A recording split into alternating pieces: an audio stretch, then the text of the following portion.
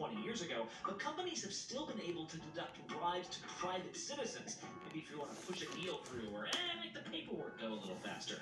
Well, that tax code was updated yesterday, although it still won't actually go into effect for another year. Gonna be a busy year in Switzerland, you guys. Hey, if you want to see that interview with me and the Georgia Secretary of State, check out your Twitter feed, Instagram, Facebook. We are on all at Start Here ABC. I'm Brad Duncan. See you tomorrow. 8、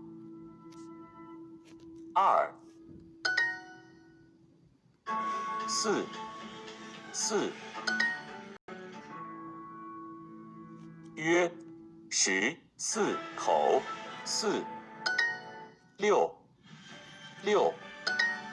Right now on America this morning, restrictions returning. More 6、 states take action 8、 to stop 7、 the surge of 9、 coronavirus 6。 cases, new curfews, and new limits on the size of gatherings. More hospitals on the brink, overwhelmed. The new prediction on which areas of the country will get hit the hardest, 8、 and the impact on everything from the 6、 music industry to college football. 0、 Breaking overnight, your house 2、 inside President-elect 4、 Biden's first big decision as he prepares to enter the White House. President 400 元 defiant, refusing to accept the election 400 results. The key Republican Bye. now speaking out for the first time. ABC News exclusive. He's not a monster. The mother of Kyle Rittenhouse, the 17-year-old charged with fatally shooting 2 protesters in Kenosha, defends her son. Why she says it was self-defense. Breaking right now, an emergency declaration in Florida. Tropical storm Ada slamming ashore, where the storm is headed next. Country music's golden night, the big performances, 100 and the big winners at the CMA Awards. And Yuan. the delivery driver who took a wrong turn to the risky art restoration project that ended in disaster. To the goose in love with a car. All the trending stories for your Thursday morning. From ABC News 3、 in New York, this 7。 is America This Morning. Good Thursday morning, everyone. I'm Kenneth Boat. I'm Ariel Reshef. Mona is off. We begin with the record-breaking surge in coronavirus cases here in the U.S. States from coast to coast are setting new highs. Hospitals in several states are 7。 running low on staff, and experts are now warning 4。 about substantial growth in COVID cases in the Northeast and Mid-Atlantic states. And the virus now impacting more of our pop culture. Several acts at the Country Music Awards had to cancel because of COVID concerns. And in the sports world, at least 8 college football teams this weekend will have their games canceled. All of this coming as President-elect Joe Biden lays out more of his plan for the transition of power in Washington. We'll get into those 4。 details in a moment, but first, the 6。 dire situation across this country. This morning, the coronavirus emergency getting worse by the hour. Lines of cars last night snaking 2。 into Dodger Stadium in California. The testing site's hours are now extended after a spike in cases prompted Los Angeles County to strongly recommend residents get tested. It comes as the country smashes daily virus records. 144,000 new cases reported yesterday, the biggest increase yet. More than 65,000 Americans now hospitalized, an all-time high. According to the COVID tracking project, healthcare systems are on the brink of being overwhelmed in these 9 states. 200 records from April, which we think we 4、 would be in place 6、 like this, come 6、 7 months 4。 later. But I'm also worried that there is a sense of quarantine fatigue. People think it's over, it's 200 when it's really not. In New York, the governor is 6 imposing a 10 p.m. curfew 6 for bars, restaurants, and gyms. And gatherings in private homes will now be limited to 10 people. If these numbers keep going crazy, you have some scientists 200 who believe we're going to go 200 back to a close down. I'm just praying that doesn't happen. In Illinois, 7 deaths are blamed on a COVID outbreak at this veteran's home. More than 140 residents and staff have tested positive. 4 suburban Chicago counties now face new restrictions on restaurants to stop the spread. 60 元 It's round 2 all over again. No government funding, no PPP. 60元 This is going to be a lot worse than it was last time around. I mean, it's going to be brutal. It's going to be crushing, especially to people. This is the holidays are the busiest times for everyone. In the meantime, a new challenge in the fight against the virus. A lack of freezers needed for Pfizer's vaccine. It's a unique, very different freezer. They're almost like unicorns in healthcare. They're far and hard to find. Pfizer is expected to request emergency authorization for his vaccine as soon as next week. But the vaccine must be stored and shipped at 94 degrees below zero. ice freezers to some trucks, and UPS says it's building freezer farms to help with distribution.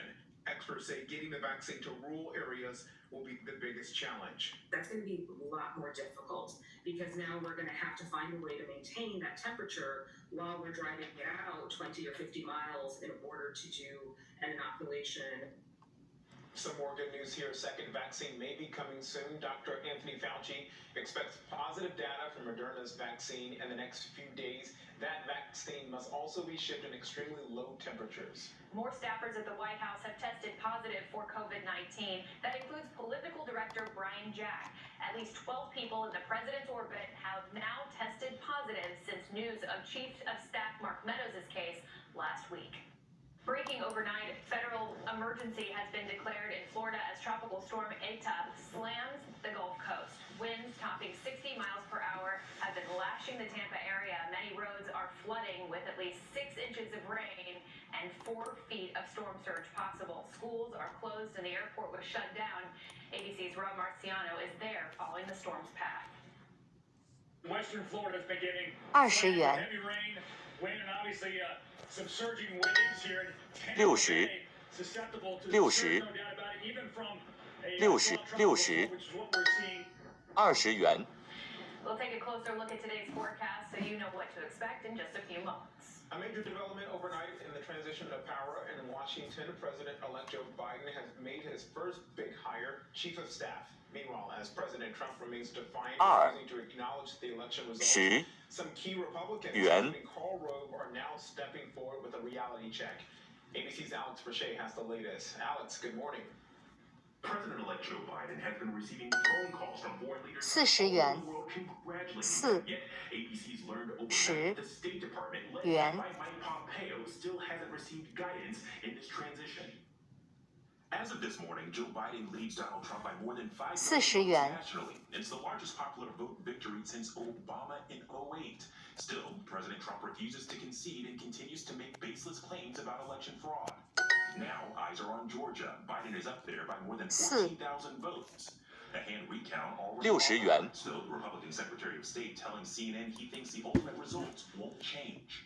We believe that the ballots were counted accurately with the machine count.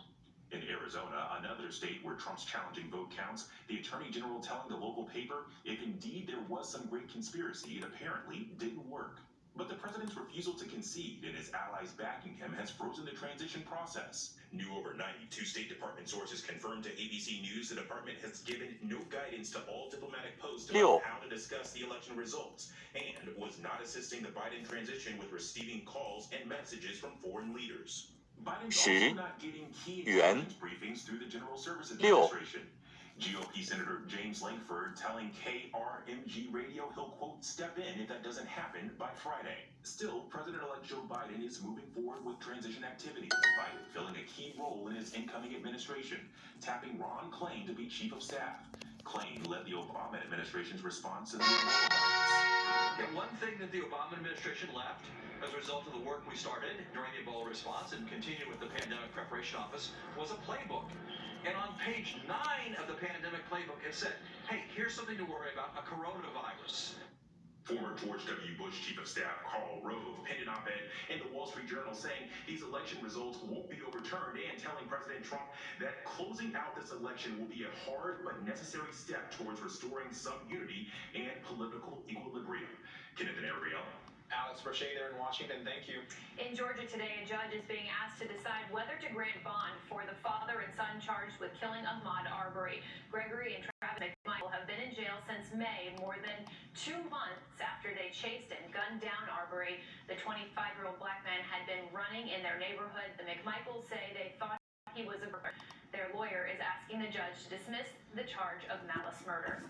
In Houston, a massive fire ripping through this recycling plant. Take a look here, forcing authorities to issue a shelter-in-place order affecting people within a half-mile radius.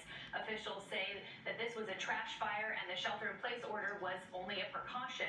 No injuries were reported. A daring rescue in Green Bay, Wisconsin. 2 deputies are rushed to save a man from this SUV engulfed in flames after a crash. One of them pried the door open and pulled out the driver, who's now accused of driving drunk. Let's take a closer look now at your Thursday weather.